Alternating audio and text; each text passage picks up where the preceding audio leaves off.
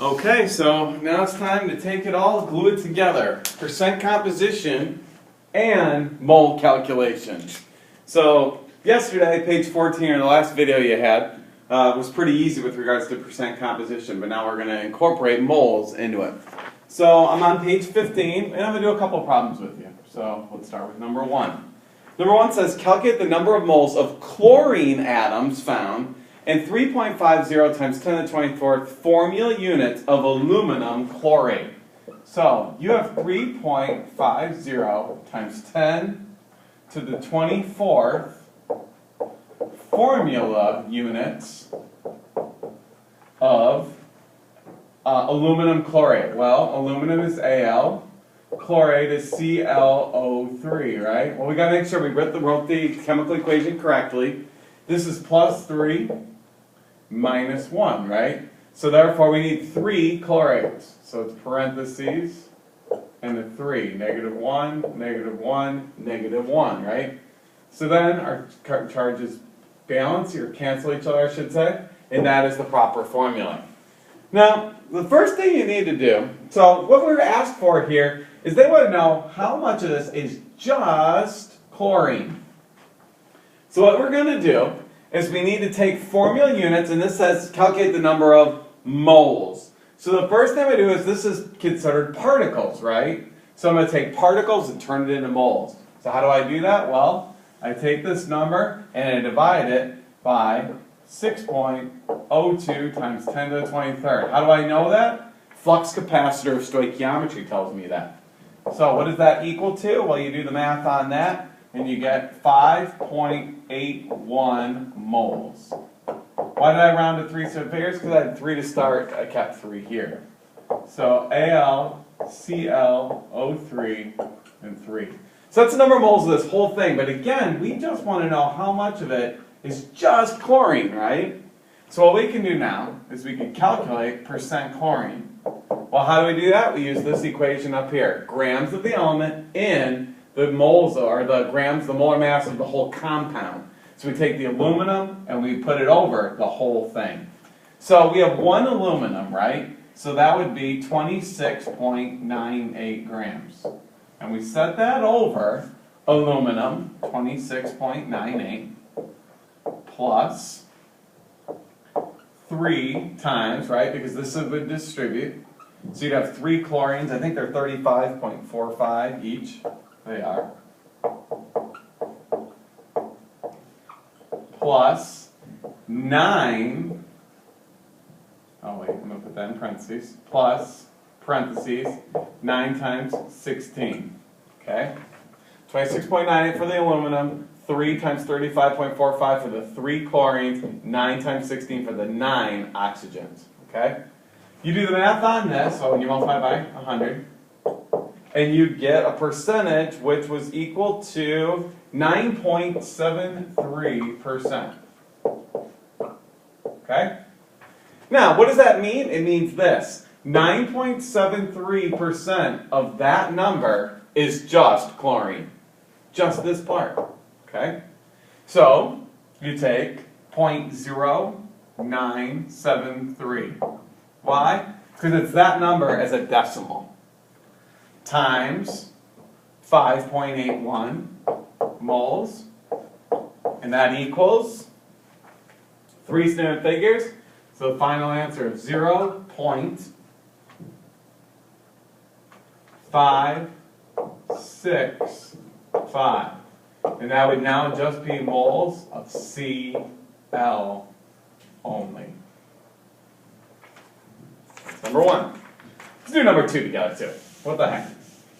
I'm here, you're here, might as well do number 2. So number 2 says, okay, now we're going to calculate the atoms of bromine in 2.913 grams of chromium-3 bromide. Well, that's Cr, it's version 3. Bromine is -1. So this is Cr, Br, 3. -1, -1, -1. Charges cancel each other out. Okay? Okay, so the first thing we do is it says we want to know the atoms. Well, we're in mass here, right? So we have a couple of steps here. We got to go mass to moles, moles to particles. Why? Because atoms are a particle. So the first thing I'm going to do is I'm going to take mass to moles, right? So in order to do that, you take 2.913 and you divide by the molar mass of the substance, which is 291.7. What does that equal to? It's equal to 0.009986 moles. Why this many significants? Because you had 4 when you started, I just kept 4. Remember, leading zeros are not significant. So you have CrBr3. But that's moles, right? And we want to know how many, calculate the atoms. So in order to go from moles to atoms, which is particles, we have to do another step. So 0.009986 times parentheses 6.02 times 10 to the 23rd. It is important when you put this in your calculator that you put this in parentheses. Okay? Equals 6.012 times 10 to the 21st molecules of CrBr3. Alright, so now you have atoms of this whole thing. But the problem is saying calculate the atoms of just the bromine part, not the chromium. So what do? Well, percentage, right? How much of that is bromine? Well, the equation is above. Grams of bromine over grams of compound. We have 3 bromines, so 3 times the molar mass of bromine. And the molar mass of bromine is... Oh boy, I didn't do that. Alright, well, it's 3 times whatever that gives you 239.7. I put in my calculator, guys. You're just going to have to look it up on the periodic table. But whatever 3 times the molar mass of bromine is, it's 239.7. Then, you're going to take and add chromium, right? And that gives you the compound, the whole thing. And the molar mass of the whole thing is 291.7. Times 100, since it's a percentage. And that number is 82.17%. Now, what does that mean? It means that 82% of that number is just bromine. Kind of makes sense. There's 3 and 1. When you look at the masses, 239.7 out of 291.7. Yeah, it's a lot of it. So what we have to do now is take, this is a decimal, 0.8217, and multiply it by, in parentheses, 6.012 times 10 to the 21st. That's going to be equal to 4.940 times 10 to the 21st. Label as atoms, and the substance is just bromine. Put a square around or a box around it so I know that's your final answer. And that is problem number 2. And again, so this is composition and moles. So notice we have to do a mole calculation, right? Flux capacitor stuff. Grams to molecules. So we went grams to moles, moles to molecules, right? We had to do 2 steps because the flux capacitor makes us.